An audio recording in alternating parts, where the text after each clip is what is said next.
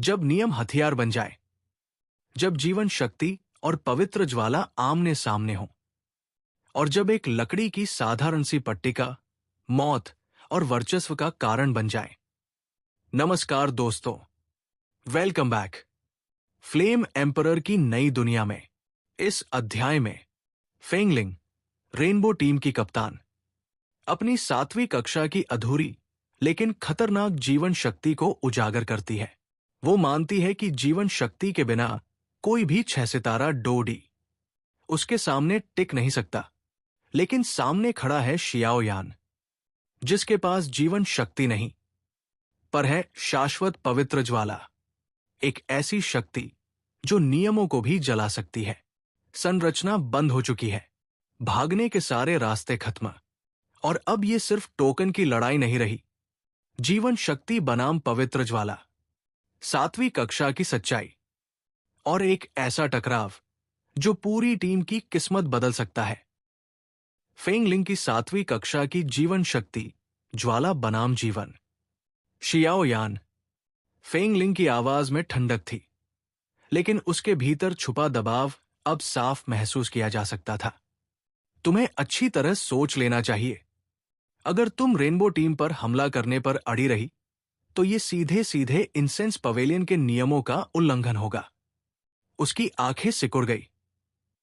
और अगर पवेलियन के बड़े बुजुर्गों ने तुम्हें दोषी ठहराया, उसने वाक्य पूरा नहीं किया, लेकिन उसका मतलब सब समझ गए।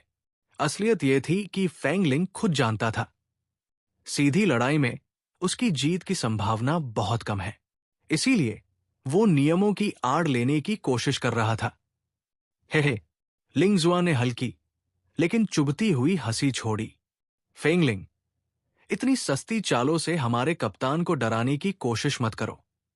उसकी आंखों में नफरत साफ थी। अगर अपनी भलाई चाहते हो, तो लकड़ी की पट्टिका अभी लौटा दो, वरना। उसकी मुस्कान और तीखी हो गई। कुछ शारीरिक कष्ट झेलने पड़ सकते हैं। तुम।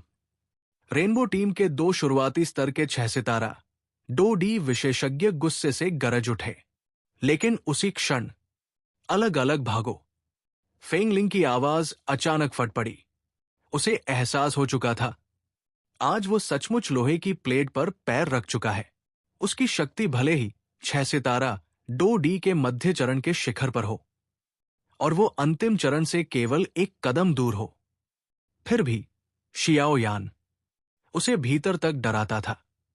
आदेश मिलते ही रेनबो टीम के सदस्य चारों दिशाओं में तितर बितर हो गए, और तभी बूम बूम बूम, लगभग 50 मीटर के दायरे में अचानक जमीन कांप उठी।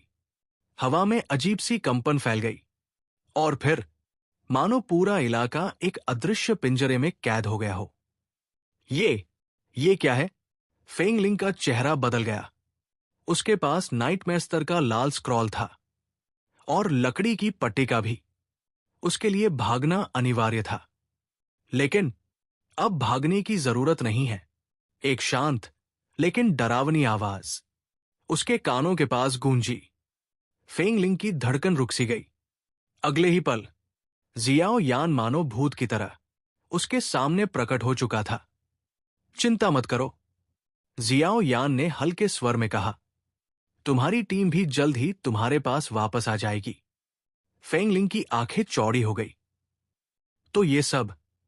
उसने दांत भींचे। तुमने किया है? बस एक संरचना। जियाओ यान ने कंधे उचका दिए।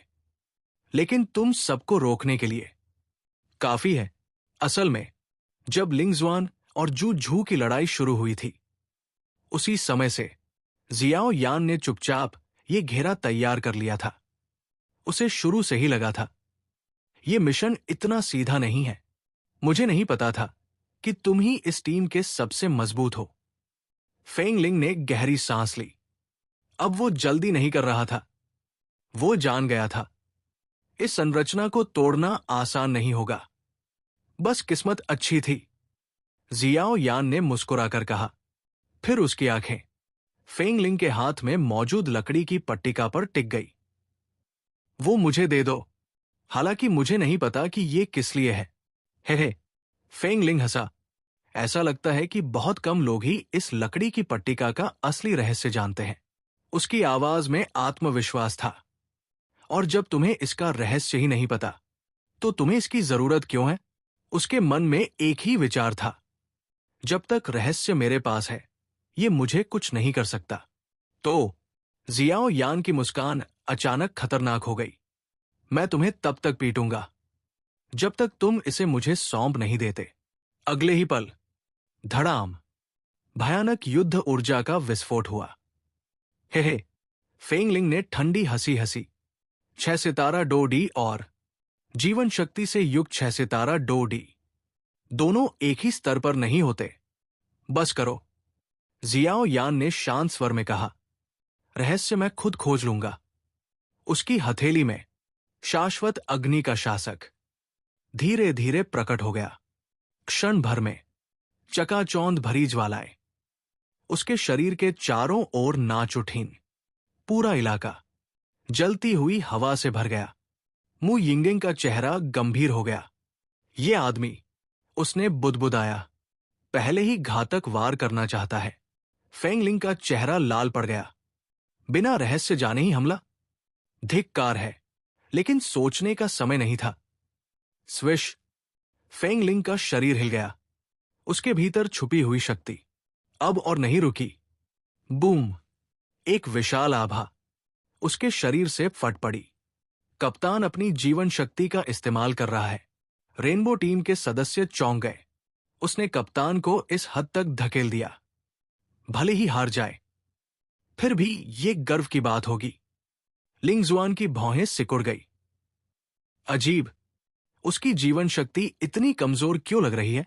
मु यिंगिंग ने ध्यान से देखा।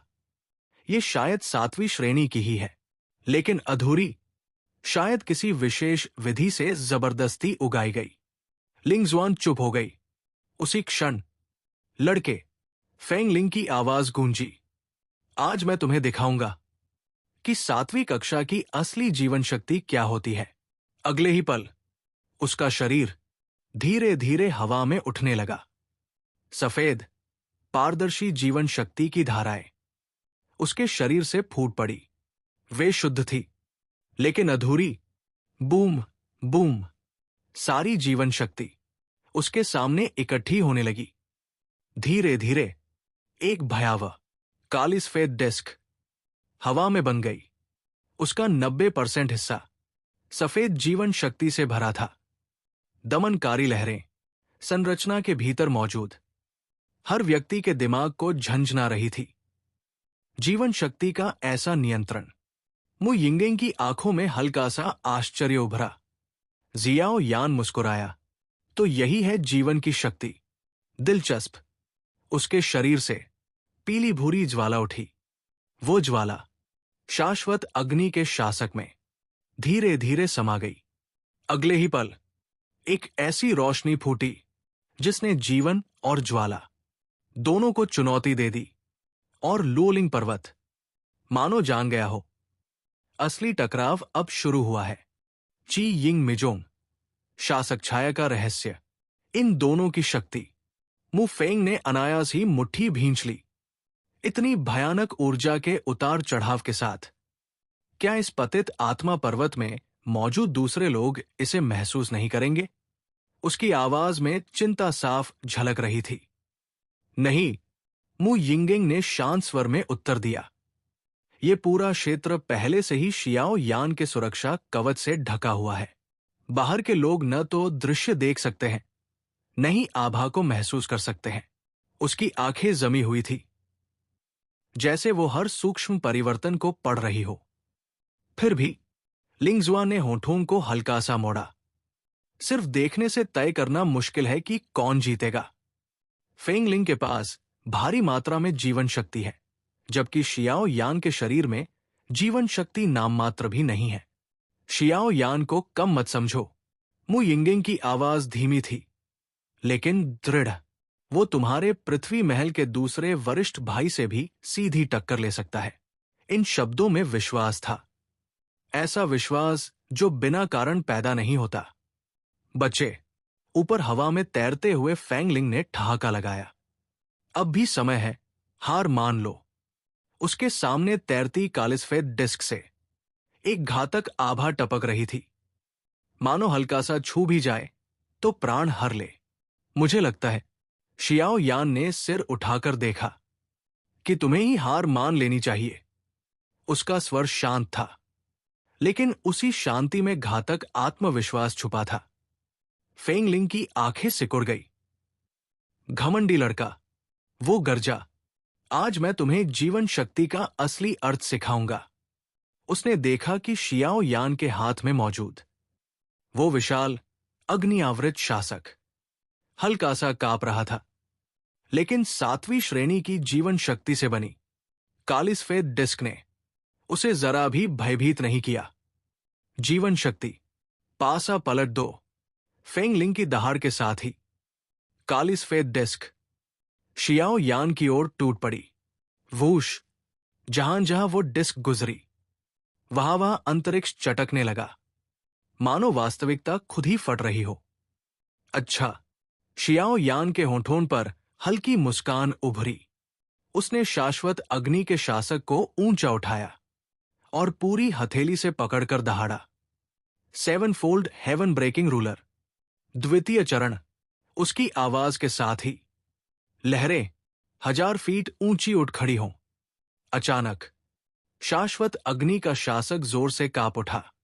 उसके भीतर से भयानक मात्रा में ज्वालाएं फूटीं, जिन्होंने पूरी संरचना को भर दिया। अगले ही पल हजारों फीट लंबा एक ज्वाला शासक आकाश में प्रकट हो गया।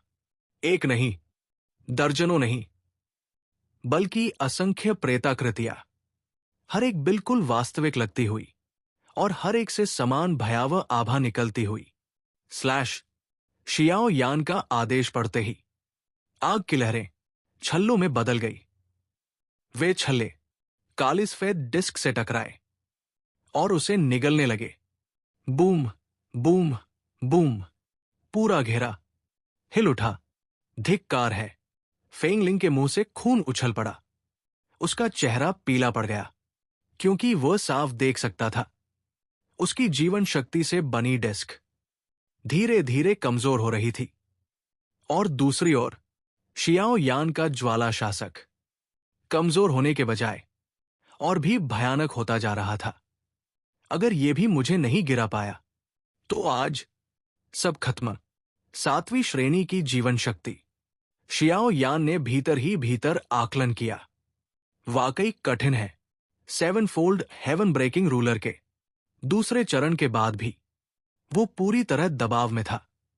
उसके हाथ में मौजूद शाश्वत अग्नि का शासक स्पष्ट रूप से कांप रहा था।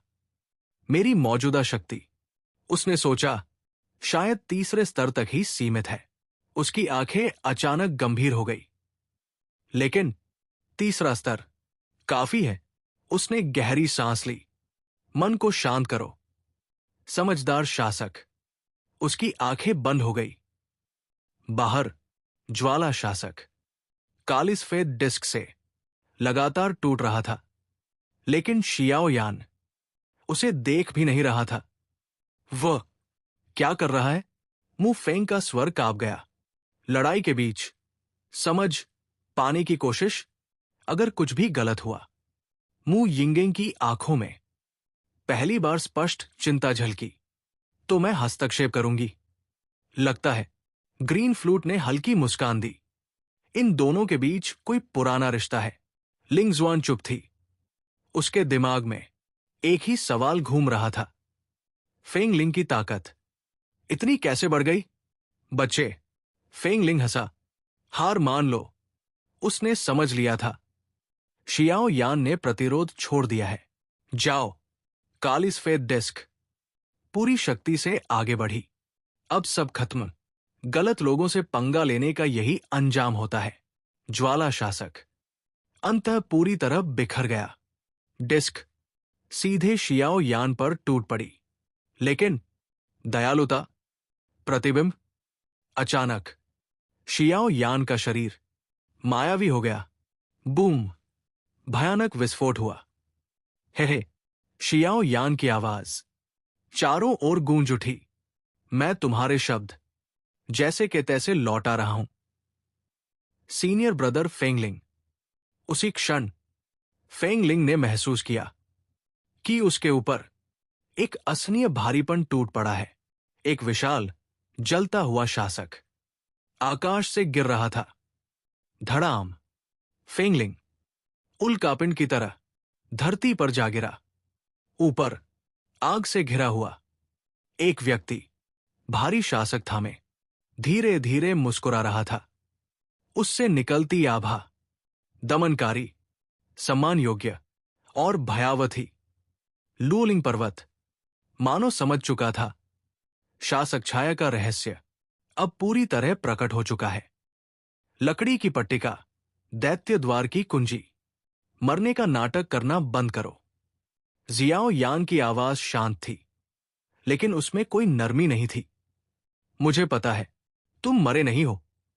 उसने शाश्वत अग्नि के शासक को धीरे से एक ओर रखा। जलती हुई लपटें बुझ गई, लेकिन हवा में अभी भी जली हुई जीवन शक्ति की गंध तैर रही थी। जियाओ यान आगे बढ़ा, उस जगह तक जहां फेंगलिंग जमीन पर निष्प्राण सा पड़ा था।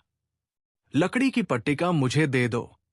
फेंगलिंग का शरीर अब भी हल्की हल्की आग से झुलसा हुआ था। उसकी त्वचा पर जले हुए निशान साफ बता रहे थे कि जियाओ यान के हमले में समाई अग्नि ऊर्जा साधारण आग नहीं थी। एक और पैर खाना चाहते हो? जियाओ यान की भौहें तन गई। खांसी, खांसी। अगले ही पल फेंगलिंग ऐसे उछलकर बैठ गया मानो उसे सच में मौत ने छू लिया हो। वो लगातार खांस रहा था। उसकी सांसें टूटी फूटी थी। ये स्पष्ट था, वो अभी भी गंभीर रूप से घायल था। छोटे भाई, उसकी आवाज में अब कोई घमंड नहीं बचा था। मुझे सच में नहीं पता कि इस लकड़ी की पट्टिका में कोई बड़ा रहस्य छिपा है, उसने निगलते हुए कहा। इसके उपयोग की बात करे तो ये तो एकदम बेकार सी चीज लगती है। वो झूठ बोल रहा था या नहीं? जियाओ यान को फर्क नहीं पड़ता था, क्योंकि अब फेंगलिंग के चेहरे पर डर पूरी तरह छा चुका था। उसे इस बात का जरा भी अंदाजा नहीं था कि जियाओ यान की असली ताकत 6 सितारा डो डी के अंतिम चरण के बराबर है। जीवन शक्ति न होते हुए भी एक उन्नत छठे सितारा डो डी के रूप में जियाओ यान उसे कुचल सकता था। लगता है जियाओ यान ने ठंडी निगाह से देखा। तुमने अभी तक सबक नहीं सीखा है। उसने अपने दोनों हाथ पीठ के पीछे ले जाकर हल्की सी हरकत की, मानो वो फिर से शाश्वत अग्निकवच पहनने ही वाला हो। नन्ही। फेंगलिंग घबरा गया। ठीक है महोदय, मुझे आपसे डर लगता है।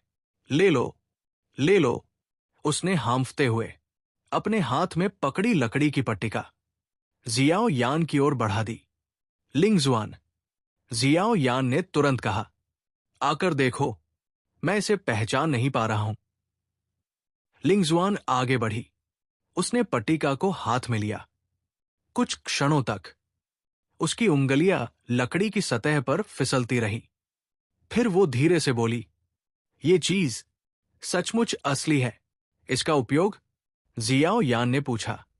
रेनबो टीम के बाकी चारों सदस्य सिर हिलाने के अलावा कुछ नहीं कर सके। उन्हें भी कुछ पता नहीं था।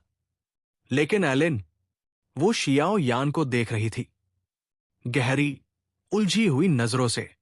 मुझे धुंधला सा याद है, लिंगजुआन ने माथे पर हाथ रखकर कहा, मेरे पिता ने कभी कहा था कि ये लकड़ी की पट्टिका किसी प्रकार की चाबी है। हवा एक पल के लिए और भारी हो गई। अगर तुम सच नहीं बताना चाहते। जियाओ यान की आवाज ठंडी पड़ गई। तो भी ठीक है, मैं एक कीमियागर हूं। मैं अपनी आत्मिक शक्ति का उपयोग करूंगा और सीधे तुम्हारे दिमाग में झांक लूंगा। उसने फेंगलिंग की आंखों में देखा। लेकिन उसके बाद तुम मूर्ख बन जाओ या पागल, इसकी गारंटी मैं नहीं देता। तो बताओ, तुम खुद बोलोगे या मुझे मजबूर करना पड़ेगा? फेंगलिंग का चेहरा पूरी तरह सफेद पड़ गया। वो जानता था कीमियागरों की आत्मिक जांच कितनी भयावह होती है। मैं बोलूंगा। वो तुरंत चिल्लाया। मैं सब बोलूंगा। जियाओ यान ने कोई हरकत नहीं की। आत्मिक शक्ति का उपयोग सच में थका देने वाला होता है। बोलो, उसने कहा। फेंगलिंग ने गहरी सांस ली। धूप बत्ती जलाने वाले मंडप की। इस टीम प्रतियोगिता में 5 लोगों की टीमें 3 स्तरों में बांटी गई है। हमारा स्तर सबसे कठिन है, लेकिन उसकी आंखों में चमक आई। इनाम भी सबसे बड़ा है। लुओलिंग पर्वत श्रृंखला में 10 टीमें दाखिल हुई हैं, लेकिन अंत में केवल एक ही टीम बचेगी। और उसने रुककर जियाओ यान को देखा। हम सभी 10 टीमों का मिशन एक ही है। जियाओ यान की आंखें सिकुड़ गई। क्या मिशन? पंच तत्व दानव को परास्त करना। क्या? मुफेंग और बाकी लोग एक साथ चौंक पड़े। जियाओ यान ने पल भर सोचा। यह सच हो सकता है, उसने धीरे से कहा। रेड नाइटमेयर स्क्रॉल और लकड़ी की पट्टिका, अगर वे उसके पास है तो मिशन लीक होना असंभव है। तुम्हारी प्रतिक्रिया देखकर फेंगलिंग ने हिचकिचाते हुए कहा, लगता है मैं सही हूं। आगे बोलो। असल में फेंगलिंग की आवाज धीमी हो गई। इसे प्रतियोगिता कहना गलत होगा। ये एक खेल है, क्योंकि पंच तत्व दानव इस पूरे खेल का सबसे बड़ा पुरस्कार है। लकड़ी की पट्टिका? मु फेंग ने पूछा। बहुत कम लोग जानते हैं। फेंगलिंग ने कड़वी हंसी हंसी। ये पट्टिका उसके निवास स्थान की कुंजी है। पंचतत्व दानव का निवास? ग्रीन फ्लूट सिहर उठा। उस तक पहुंचने के लिए कम से कम 3 लकड़ी की पट्टिकाएं चाहिए, वरना वहां की स्थानिक अवरोधक शक्ति तुम्हें 1 इंच भी आगे नहीं बढ़ने देगी। वो दानव लुओलिंग पर्वत की 3 सबसे ऊंची चोटियों में से एक पर रहता है।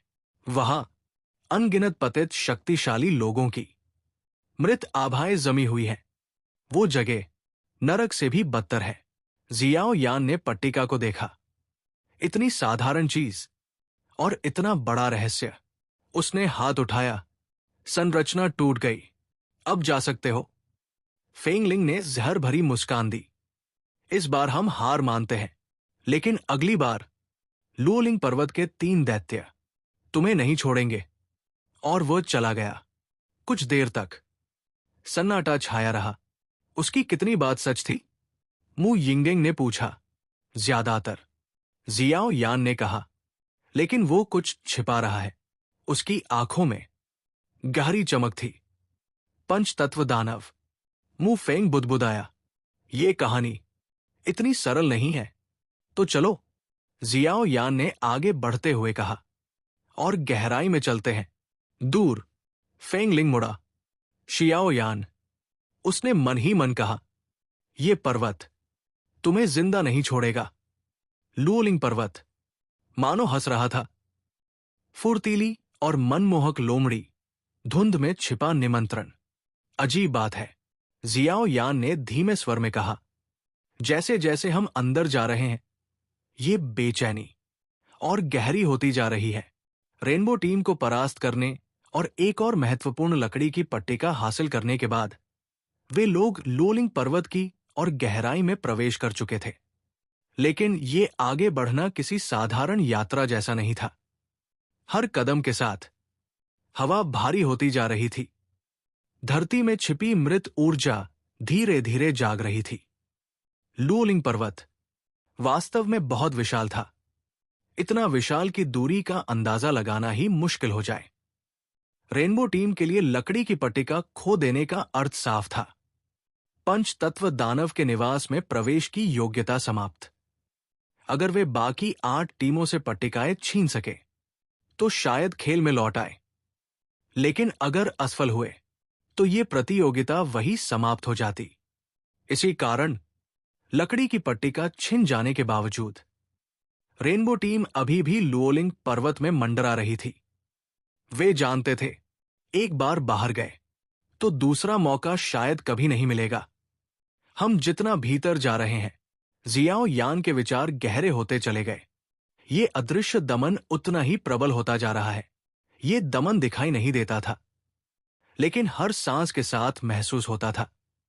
अगर ये ऐसे ही बढ़ता रहा, उसकी आंखें थोड़ी सिकुड़ी, तो पंच तत्व दानव तक पहुंचने पर हमें केवल उससे ही नहीं, इस पूरे पर्वत से लड़ना पड़ेगा। कुछ कदम आगे, मुझे याद है, लिंगजुआन ने अचानक कहा और सामने इशारा किया। लुओलिंग, पर्वत 3 भागों में बंटा हुआ है। देखो, उसने उंगली उठाई। दूर, धुंध के बीच 3 पर्वत चोटियां उभरती हुई दिख रही थी। सामान्य तौर पर जियाओ यान ने क्षेत्र को परखा। ये इलाका समतल होना चाहिए, लेकिन इन 3 पर्वत श्रृंखलाओं में उसकी आवाज गंभीर हो गई। कुछ अस्वाभाविक उतार चढ़ाव है। हां, लिंगजुआन ने सिर हिलाया। ये तीनों लुओलिंग पर्वत के 3 महान राजाओं का निवास है। हवा ठंडी पड़ गई। तीसरे स्थान पर उसने धीमे स्वर में कहा, स्वर्गीय नेत्र दानव है। उसका शरीर लगभग पूरी तरह असंख्य संयुक्त नेत्रों से बना है। कहा जाता है, जो भी टीम उसके सामने गई, वो कोमा में चली गई। उससे निपटना लगभग असंभव है। सबने अनायास ही निगल लिया। दूसरे स्थान पर पंच तत्व दानव है। हमारा मिशन उसी से जुड़ा है। इसका मतलब, जियाओ यान ने बात पकड़ी, उस पर्वत श्रृंखला में और भी छिपे खतरे होंगे। निस्संदेह, लिंगजुआन ने कहा। और पहले स्थान का दैत्य, उसने भौहें सिकोड़ी। उसके बारे में मुझे भी नहीं पता। सन्नाटा छा गया। फेंगलिंग के शब्दों के अनुसार जियाओ यान ने धीरे धीरे कहा, पंच तत्व दानव के निवास क्षेत्र में प्रवेश के लिए चाबी चाहिए। हां, लिंगजुआन ने पुष्टि की। 3 लकड़ी के टोकन। हमारे पास अभी 2 है। एक और मिलते ही हम प्रवेश कर सकेंगे। जियाओ यान ने लिंगजुआन की ओर देखा। उसकी आभा अभी भी थोड़ी अस्थिर थी। हाल की लड़ाई का असर बाकी था। तुम लोग यहां आराम करो, उसने निर्णय लिया। मैं आसपास का इलाका देख आता हूं। मैं तुम्हारे साथ चलूंगी। मु यिंगिंग तुरंत उठी। नहीं, जियाओ यान ने शांत लेकिन दृढ़ स्वर में कहा, अब जब तुम्हारी शक्ति 6 सितारा 2D के शुरुआती स्तर तक पहुंच चुकी है, मेरे जाने पर टीम की कमान तुम्हें संभालनी होगी। मु यिंगिंग एक पल रुकी, फिर सिर हिलाकर बैठ गई। सावधान रहना, मु फेंग ने कहा। हूं। जियाओ यान ने सिर हिलाया और धुंध में विलीन हो गया। जियाओ यान के जाते ही, मुझे नहीं पता था, लिंगजुआन ने मु यिंगिंग को घूरते हुए कहा, कि तुम्हारा और शियाओ यान का रिश्ता इतना अच्छा है। उसकी आवाज में स्पष्ट व्यंग्य था। लड़ना चाहती हो? मु यिंगिंग ने सूखी लकड़ी का टुकड़ा उछालते हुए पूछा। फक करना। लिंगजुआन झुंझला गई। मुझे तुमसे डर लगता है, ऐसा मत सोचो। और याद रखो, उसने थोड़ी ऊपर उठाई, मैं महल स्वामी की बेटी हूं। लेकिन वो वाक्य पूरा भी नहीं कर पाई थी। स्विश। मु यिंगिंग अचानक उसके बगल में प्रकट हो चुकी थी। नीली ज्वाला उसकी तलवार के चारों ओर धीरे धीरे घूम रही थी। अगले ही पल वो तलवार लिंगजुआन की गर्दन से सटी हुई थी। गल्प। लिंगजुआन का गला सूख गया। नीली लपटों से निकलती ठंडी सी मौत की अनुभूति उसके पूरे शरीर में फैल गई। तुम चाहे जो भी हो। मु यिंगिंग की आवाज बेहद शांत थी। अगर तुमने इस मिशन को बर्बाद किया, तो मैं कोई रहम नहीं दिखाऊंगी। इतना कहकर वो पीछे हट गई। मु फेंग का चेहरा पीला पड़ गया। अरे मेरी दोनों माताओं, रुक जाओ। अगर शियाओ यान ने देख लिया, तो वो मुझे मार डालेगा। चुप रहो, दोनों ने एक साथ कहा। फिर सन्नाटा। उधर धुंध के भीतर शिन्यान। जियाओ यान ने भीतर ही भीतर पुकारा। तुमने क्या पता लगाया? ये स्थान? शिन्यान की आवाज गूंजी। असाधारण है। यहां की ऊर्जा अग्नि हृदय स्वर्गीय चट्टान की शक्ति का अभ्यास करने के लिए बेहद उपयुक्त है। जियाओ यान अवाक रह गया। बस इतना ही? उसने खींचकर पूछा। ठीक है, ठीक है। शिन्यान गंभीर हो गया। क्या तुम जानते हो लुओलिंग पर्वत की असली उत्पत्ति क्या है? यहां कई जुआनतियान विशेषज्ञ मारे गए। जियाओ यान ने उत्तर दिया। उनकी शक्ति से मरे हुए जानवर पैदा हुए। आधी सच्चाई। शिन्यान ने काटा। ये स्थान भूतलोक के विरुद्ध युद्ध में मारे गए महान योद्धाओं का कब्रिस्तान है, और मैं यहां भूतलोक की गंध महसूस कर रहा हूं। भूतलोक? जियाओ यान चौंक गया। वे यहां क्यों? नहीं जानता, लेकिन एक बात तय है, वे तुमसे कहीं अधिक शक्तिशाली है, और तुमने जुड़वा भूत सम्राटों को मारा था। भूत सम्राट का हृदय अविनाशी होता है। मुझे लगता है इस बार उनका उद्देश्य तुम हो। जियाओ यान की भौहें तंग गई। और तभी सफेद धुंध अचानक चारों ओर फैलने लगी। दृष्टि धुंधली हो गई। डोची मानो जमने लगी। दुश्मन। जियाओ यान का दिल तेज धड़क उठा। उसने तुरंत शाश्वत अग्नि का शासक कसकर थाम लिया। लपटे उसके चारों ओर घूमने लगी। और तभी धुंध के भीतर एक आकृति उभरी। चमकदार फर, चपल चाल, मनमोहक आंखें। Swift spirit fox. Heart rock की आवाज गूंजी। लोमड़ी मुस्कुराई। उसकी मुस्कान में मासूमियत नहीं, आमंत्रण था, और शायद मृत्यु भी। भयंकर युद्ध, धुएं में जन्मी मृत्यु। एक तेज आत्मा लोमड़ी। जियाओ यान की आंखें पल भर के लिए सिकुड़ गई। उसके सामने खड़ी वो प्राणी पहली नजर में भले ही मनमोहक लग रही हो, लेकिन उसकी उपस्थिति ने उसके भीतर गहरे खतरे की घंटी बजा दी थी। ये कोई साधारण जादुई पशु नहीं था, नहीं ऐसा प्राणी जिसे केवल बाहरी रूप से परखा जा सके। उसके शरीर से निकलती हुई आभा ठंडी नहीं थी, गर्म भी नहीं थी। वो खालीपन था, ऐसा खालीपन जो जीवित प्राणियों की शक्ति को धीरे धीरे निगल ले। Swift spirit fox. शिन यान की आवाज जियाओ यान के भीतर गूंजी, गंभीर और सतर्क। ये लोमड़ियों की सामान्य प्रजाति से अलग होती है। आम लोमड़ियां आकर्षण और भ्रम में निपुण होती है, लेकिन ये प्रजाति गति और शुद्ध विनाश के लिए जानी जाती है। जियाओ यान ने अपनी पकड़ शाश्वत अग्नि के शासक पर और कस ली।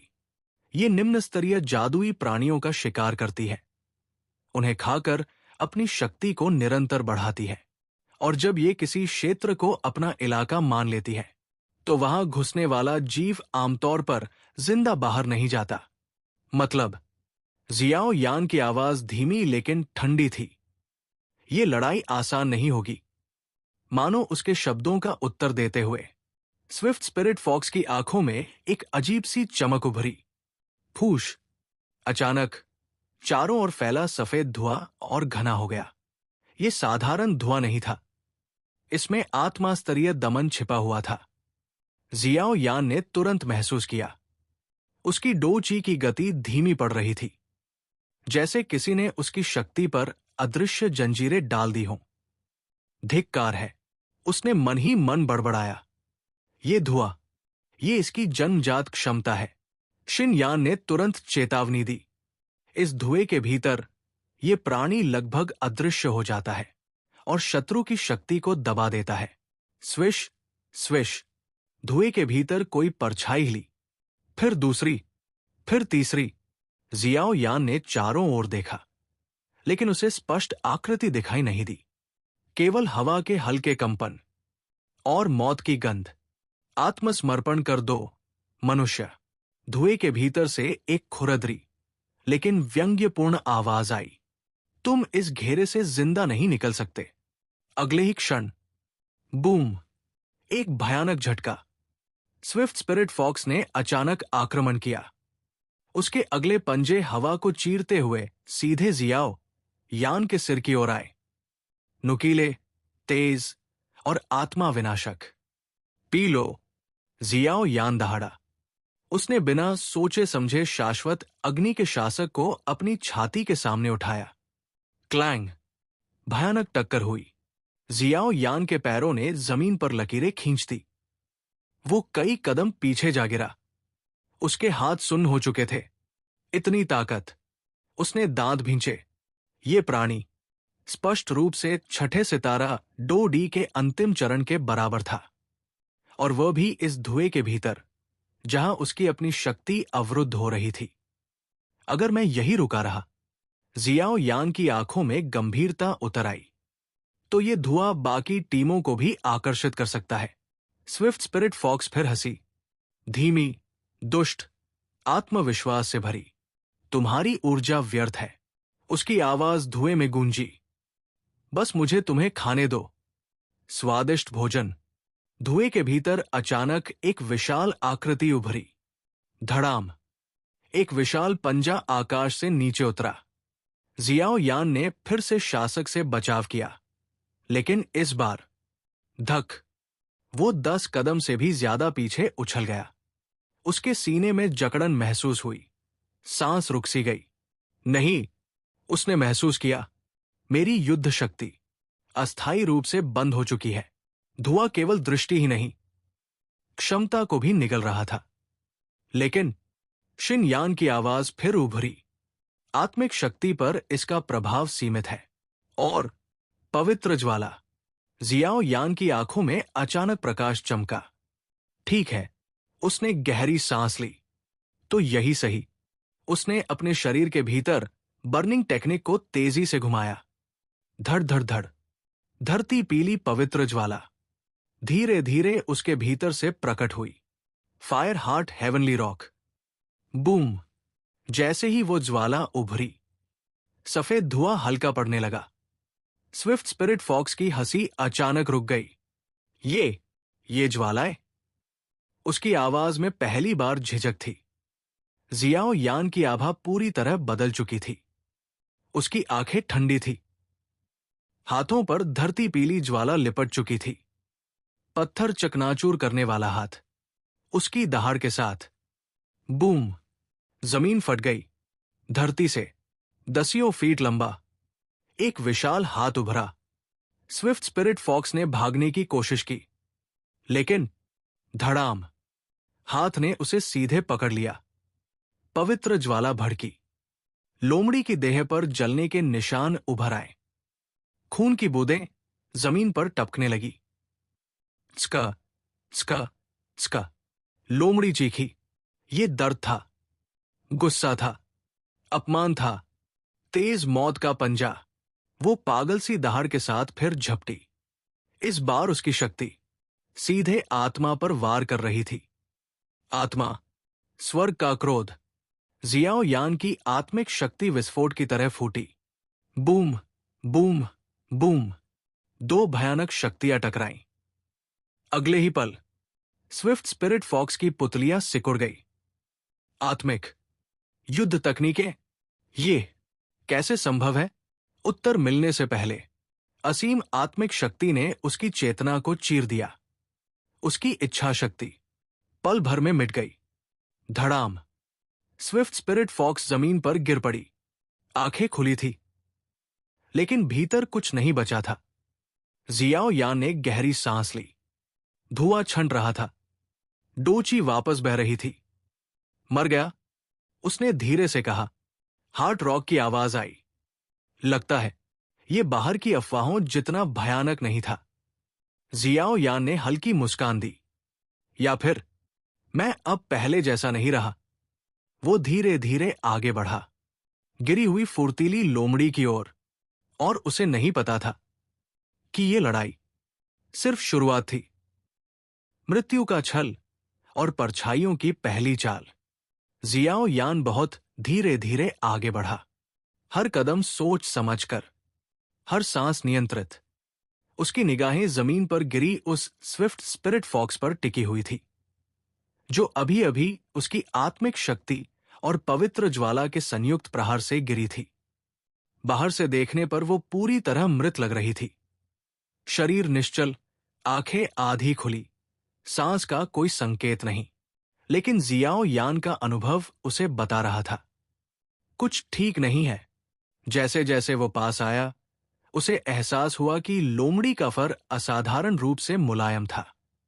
इतना मुलायम कि वो किसी जीवित प्राणी की त्वचा जैसा प्रतीत हो रहा था, न कि किसी मृत देह का। उस फर के भीतर हल्की सी अजीब तरंगे थी, ना पूरी तरह जादुई, ना पूरी तरह भौतिक। दिलचस्प। जियाओ यान के होठों पर एक ठंडी मुस्कान उभरी। वो अभी उससे लगभग 3 मीटर ही दूर था कि धड़ाम। मर जा, इंसान। मृत्यु के कगार पर पड़ी स्विफ्ट स्पिरिट फॉक्स अचानक फट पड़ी। उसके शरीर से एक चकाचौंध कर देने वाली सफेद नीली चमक फूटी और अगले ही पल वो बिजली की तरह जियाओ यान की ओर झपटी। ये अंतिम दाव था, एक ऐसा आत्मघाती प्रहार जिसमें उसने अपनी बची खुची चेतना, गति और क्रूरता सब कुछ झोंक दिया था। अगर ये हमला लग जाता तो छठे सितारा डो डी भी बच नहीं पाता। लेकिन सफेद धुआं पूरी तरह छन चुका था, दमन समाप्त हो चुका था और जियाओ यान अब पूरी तरह तैयार था। उसकी आंखों में न घबराहट थी, न आश्चर्य, केवल ठंडा विश्वास।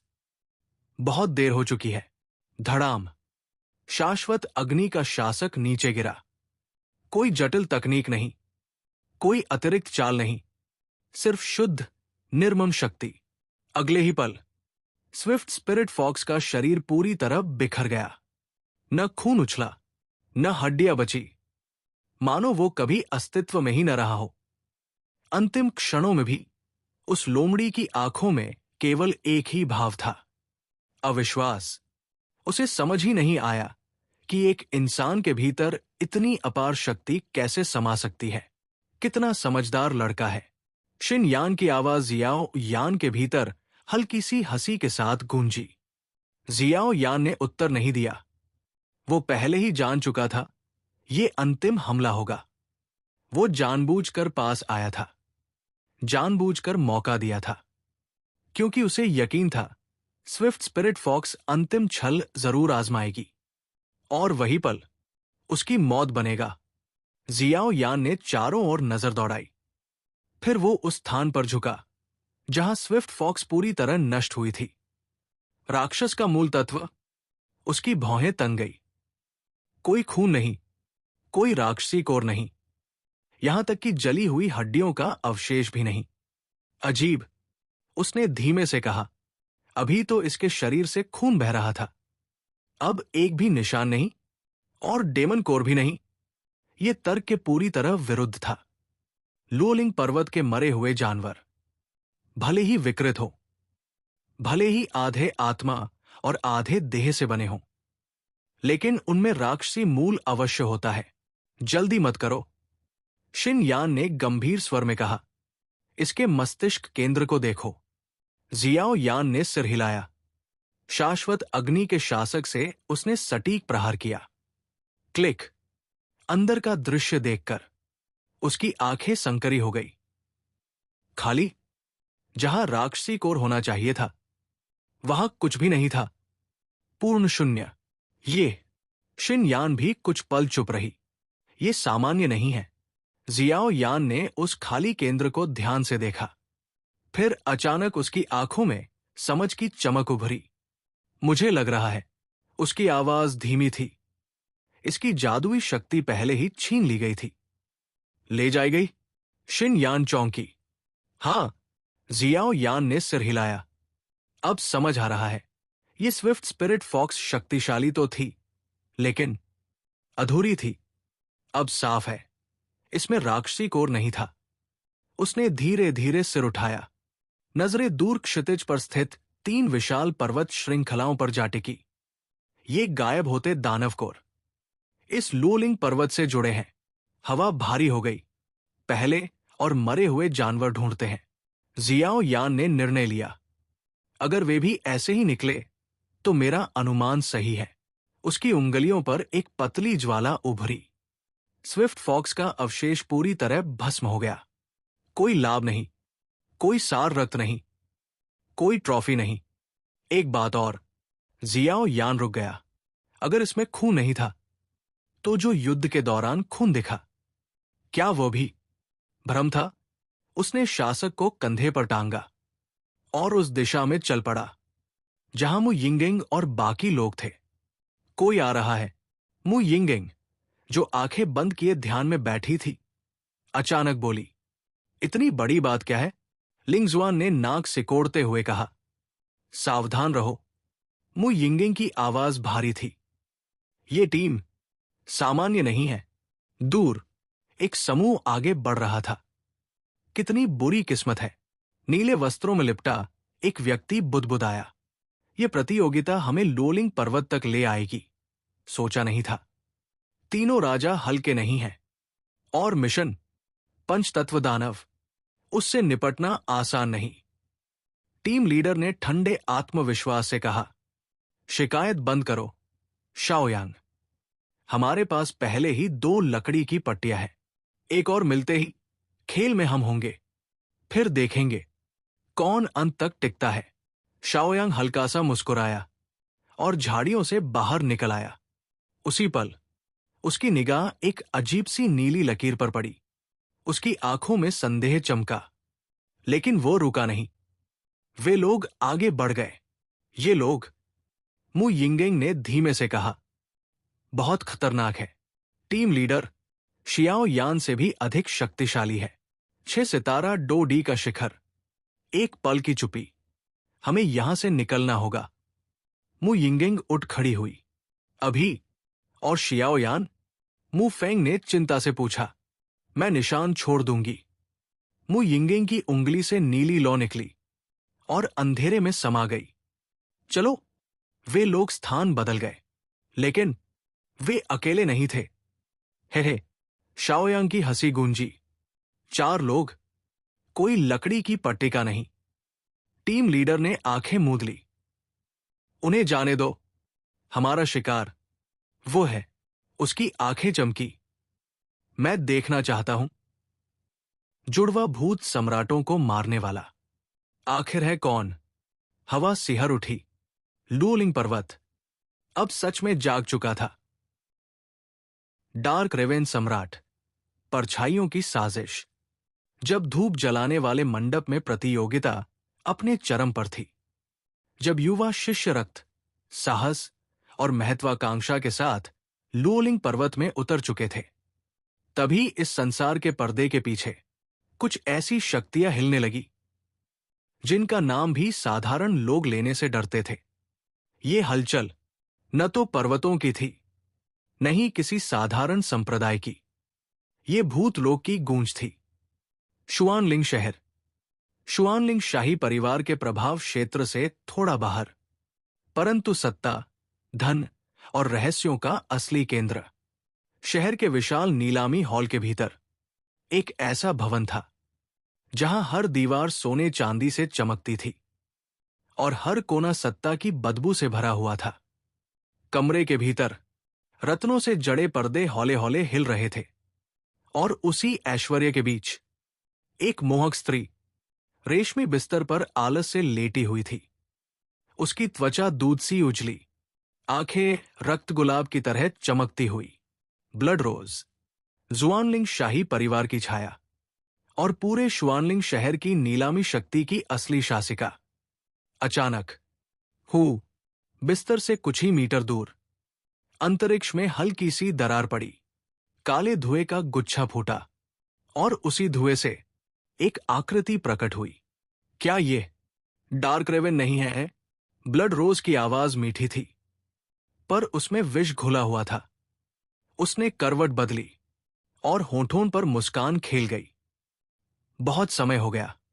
डार्क रेवेन, काले चोगे में लिपटा वो व्यक्ति धीरे धीरे आगे आया। उसके कंधे पर एक रहस्यमय काला कौआ बैठा था, जिसकी आंखों में मानवीय बुद्धि झलक रही थी। हे, डार्क रेवेन ने नाक सिकोड़ी। ब्लड रोज, लगता है तुम यहां मानव जगत में काफी आरामदेह जिंदगी जी रही हो। हे, ब्लड रोज ने सुस्ती से हंसते हुए कहा। उस मौके को हाथ से जाने देने के लिए तुम मुझे दोष नहीं दे सकते। वैसे भी कब्र खोदने वाले अमरभूत जैसे लोग कभी आराम का अर्थ नहीं समझते। डार्क रेवेन का चेहरा सख्त हो गया। इसीलिए आया हूं। ग्रेव डिगर इमॉर्टल ने कहा है, योजना को तय समय से पहले पूरा करना होगा। धम। ब्लड रोज अचानक उठ बैठी। उसकी रक्तलाल पुतलियां फैल गई और कमरे का तापमान एक झटके में गिर गया। फक फक करना, क्या दिमाग खराब हो गया है? वो दहाड़ी, इतनी जल्दबाजी? तुम जानते हो हम सैकड़ों साल से तैयारी कर रहे हैं। जरा सी भी गलती हमारे पूर्ण विनाश का कारण बन सकती है। डार्क रेवेन शांत था। मैं तो केवल आदेश पहुंचा रहा हूं। उसके कंधे पर बैठे कॉय ने एक अजीब सी कर्कश आवाज निकाली, मानो मजा ले रहा हो। लुओलिंग पर्वत में इंसेंस बर्निंग पवेलियन की आंतरिक प्रतियोगिता चल रही है। मैंने अपने लोग भेज दिए हैं। क्या? ब्लड रोज का क्रोध फूट पड़ा। धिक्कार है, इससे तो सब कुछ उजागर हो जाएगा। कब्र खोदने वाला अमरभूत इतना मूर्ख कैसे हो सकता है? कमरे में भयानक प्रेतवाधित ऊर्जा भर गई। अगर कोई साधारण व्यक्ति वहां होता तो उसी क्षण मर जाता। डार्क रेवेन की आंखें ठंडी रहीं। कोई फायदा नहीं, उसने सपाट स्वर में कहा। वो शायद पहले ही लुओलिंग पर्वत में प्रवेश कर चुका है। ब्लड रोज का दिल बैठ गया। फिर उसने दांत भींच लिए। ये मत सोचो कि मुझे समझ नहीं आता। जुड़वा भूत सम्राटों ने खुद ही मौत को न्योता दिया, और उनका दिल शायद अब उस इंसान के पास भी नहीं है। लाशों के जंगल में कई रहस्यमय शक्तियां सक्रिय थी। भूत सम्राट का हृदय शायद किसी तीसरे ने ले लिया। डार्क रेवेन ने कंधे उचकाए। यह सिर्फ एक कारण है, लॉर्ड घोस्ट इमॉर्टल की असली मंशा मुझे भी नहीं पता। मैं तो केवल आज्ञाकारी सेवक हूं। ब्लड रोज ने गहरी सांस ली। ठीक है, इस बार मैं तुम्हें माफ करती हूं, लेकिन अगली बार अगर तुमने बिना अनुमति कुछ किया तो बाकी दो भूत अमर तुम्हें जिंदा नहीं छोड़ेंगे। डार्क रेवेन हल्का सा मुस्कुराया। हर किसी का अपना स्वामी होता है। अगले ही पल वो अनगिनत काले कवों में बिखर गया और कमरे से गायब हो गया। उसके जाते ही ब्लड रोज का संयम टूट गया। कमरा कांप उठा। धिक्कार है, कब्र खोदने वाला अमरभूत। तू आखिर करना क्या चाहता है? वो जानती थी। ग्रेव डिगर इमॉर्टल सामान्यतः बेहद शांत था। ऐसे में ये जल्दबाजी किसी बड़ी तबाही का संकेत थी। कोई इधर आओ। क्षण भर में एक घोस्ट गार्ड प्रकट हुआ। भूत सम्राट जी, पता लगाओ ग्रेव डिगर इमॉर्टल हाल ही में क्या कर रहा है, और क्या डार्क रेवेन ने गहन 3 स्वर्गों में प्रवेश के लिए कोई नया मार्ग ढूंढ लिया है? जी। घोस्ट गार्ड अदृश्य हो गया।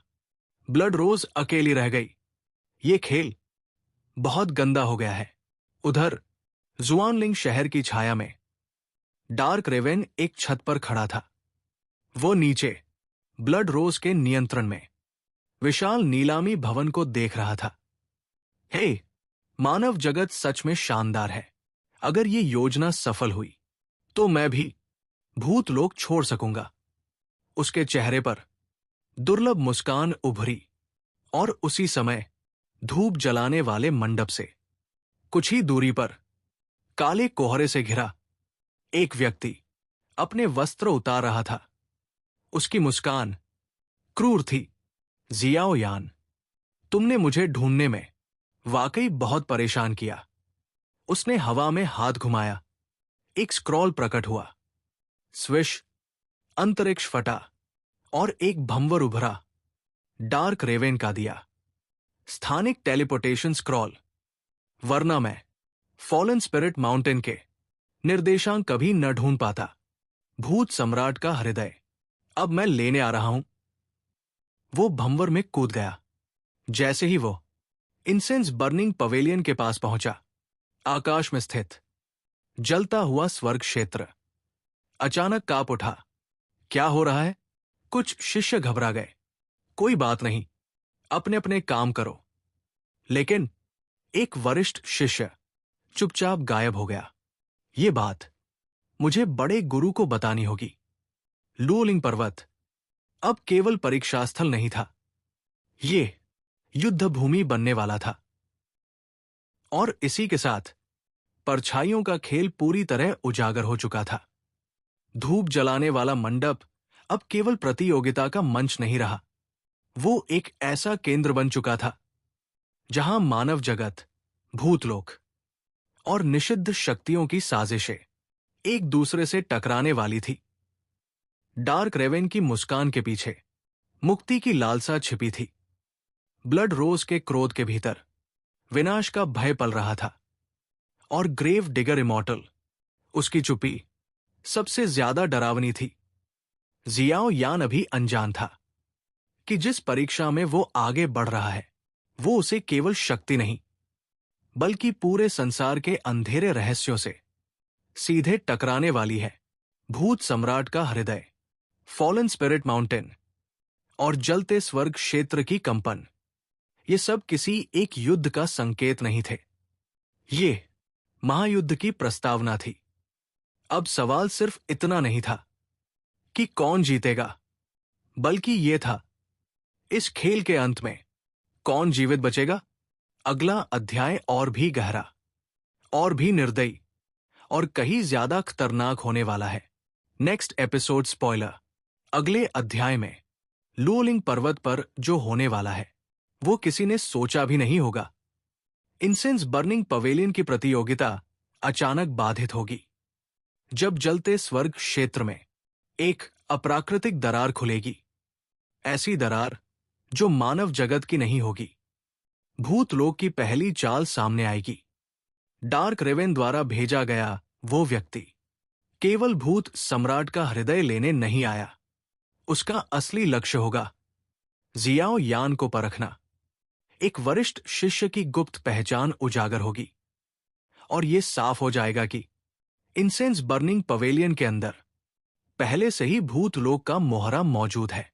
जियाओ यान की पवित्र ज्वाला पहली बार भूतलोक की शुद्ध प्रेत ऊर्जा से टकराएगी और सबको एहसास होगा ये टकराव साधारण 6 सितारा 2D की सीमा से कहीं आगे जा चुका है। ग्रेव डिगर इमॉर्टल की परछाई पहली बार दिखाई देगी, लेकिन वो हमला नहीं करेगा, वो सिर्फ देखेगा, मानो तय कर रहा हो किसे जीने दिया जाए और किसे मिटा दिया जाए। और सबसे बड़ा झटका, जिस भूत सम्राट के हृदय को सब ढूंढ रहे हैं, वो शायद अब हृदय नहीं रहा जहां परीक्षा टूटेगी और युद्ध की असली शुरुआत होगी।